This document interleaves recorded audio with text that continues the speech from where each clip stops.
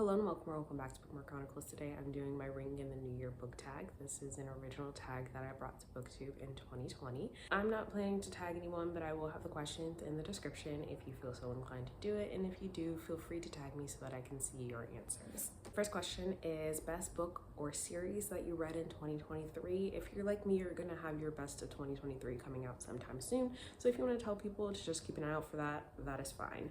Now, I know that a lot of people do not like being asked to pick just one thing, so if you want to do your top 3, your top 5, whatever the case may be, that's cool too. For me, I typically choose one book in one series that I really love to talk about, and so for my best book, I'm going to choose my most recent 5-star read, which was Firekeeper's Daughter by Angeline Woolley. I really love this, and I kind of hate that it took me so long to get to it. And those for following Donis, she witnesses a murder and gets asked to help with an investigation. She's also just trying to pick up the pieces of her life after losing a loved one and trying to live a normal life. She's supposed to be headed to college and all these other things, and this has definitely shifted the plan that she had for herself. I really enjoyed this. It's so well written. There were a lot of surprises that I wasn't expecting, and also it's a wonderful glimpse into Indigenous culture, as Donis is half Indigenous and half white. I really love this book. Still skeptical about reading the second book, but we'll see. Either way, this was a 5-star read. As far as best series of the year, I'm sure this won't be a surprise to anybody, but it's the Mafia Misfit series by Asia Monique. There are currently 6 books out. Book 7 might be coming out in December. It might be the blind date with the book that she's doing. Well, I know for a fact that is Mafia, so I assume that this is it. But this is a series about a group of Black Mafia families, and I love it. It's so good. I've been having such a fun time with it, and I can't wait. I just can't wait for it to be completed. I'm currently rereading Sinful Enforcer, and that one is definitely my favorite by far, so I'm having a really great time and I'm really excited for the next one. Second question is authors that you've discovered this year and would like to read more from. For me, obviously Asia Monique, because I've only read the Mafia series by her, but I know that she has others, so I'm hoping to get started on her backlist sometime in 2024, and hopefully I enjoy all of those as much as I enjoyed this series. Another author that I would like to read more from is Lady Marie. I read both of the books in her Sugared and Spice series, which is about sugar babies, and I actually really enjoyed them both. So I know that she has 3 other published works at the moment. One is a standalone, 2 are in a series, and so I definitely want to get to those sometime soon. The next question is the best book to screen adaptation that you watched in 2023 or your most anticipated adaptation for 2024. I say this every year and I'm gonna keep saying it until it actually happens, but I'm still waiting for Raybearer. It has been picked up by Netflix. Luckily, Jordan DeFalco did give a little update on her Instagram not too long ago. She said she's working on screenwriting, so I am happy to at least know that it is still going to happen. As far as adaptations that I've watched this year, I mean, I watched Shadow and Bone, but I was really only watching it because I wanted the Crows spinoff, and that's been canceled. I did also watch The Ballad of Songbirds and Snakes, but I also hated that book. I rated it 2 stars, and while I do think that it is better as a visual medium, I still didn't love it. It is true to the book though, so if you did like the book, you will probably enjoy the movie. I also watched One of Us is Lying this year, and I will admit that it was actually pretty interesting. There were things that they changed, and certain things that were dramatized that irritated me because it was like, why would you do that? You're being stupid right now. But the way that the last season ended was very interesting, so I'm very excited to see if it's going to continue. I hope it is, because I actually want to know what happened. Other than that though, I don't think that there are any adaptations that I've had my eye on, so Raybearer is the main one still. Question 4 is, have your reading habits changed at all this year, or have you gotten into any new genres? As far as reading habits, I have definitely been reading a lot more audio this year, and I'm not mad at it because it's just so convenient, especially when I'm walking to work or cooking or doing things around the apartment. Like, it just makes it so much easier to get in more books and more reading time. I also have officially accepted the title of Romance Girly because I think that is the most of what I've read this year, honestly. I've been reading a lot on Kindle Unlimited. I have used my Kindle more this year alone than I have since I first got it. And don't ask me when that was because I don't remember. Question number 5 is your favorite ship of the year. This can be romantic or platonic or your new favorite character. So I'm going to answer both parts of this. As far as romantic relationship, I would choose Janelle and Rome from Only for the Week.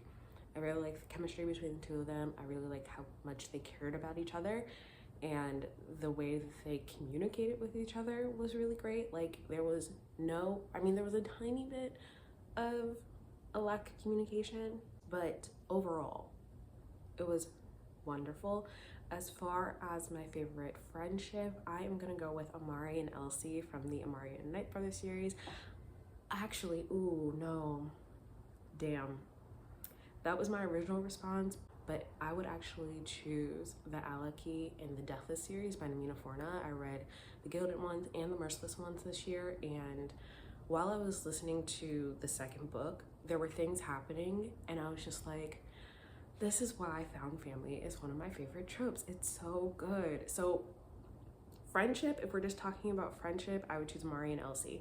If we're talking about found family in general, I have to go with Deathless because it's so good. Like not only all the girls who were deemed impure because of their blood, but also the relationship between them and their other military counterparts. It's so good. There were so many scenes where they're just like, yeah, no, you're not doing this alone. We're going with you. And I love it. It was so good. So favorite romantic relationship, Janelle and Rome. Favorite friendship, Amari and Elsie, as well as the cast of the Deathless series. As far as favorite character, I have to go with Rocco from Sinful Enforcer. And I knew this was going to be the case very early on. As soon as I found out he was book 6, I knew that he was going to be my favorite. And rereading his book now, he is still my favorite. So really enjoying that. He is the enforcer for the Bianchi mafia family. Bianchi? Yeah. When we first meet him in book 1, he is a little unhinged. I mean, not a little, he absolutely is. However, getting his backstory, learning about his family and his past just makes you love him. Like you can't not love him. You literally cannot. So he is definitely my favorite. Question 6 is, have you started planning your TBR for 2024 and how many books do you hope to read? I am planning to read 60 books. So I set my StoryGraph goal this year at 55 and I decided to up it. I have long passed that. However, I still want to keep it manageable. You know, I increase it a little more every year. Have I started planning my TBR? Have you met me?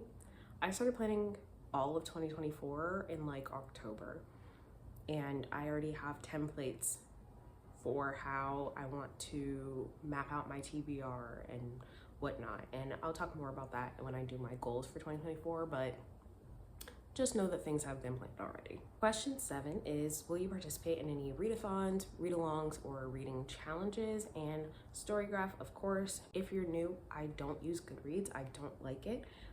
In fact, I hate it.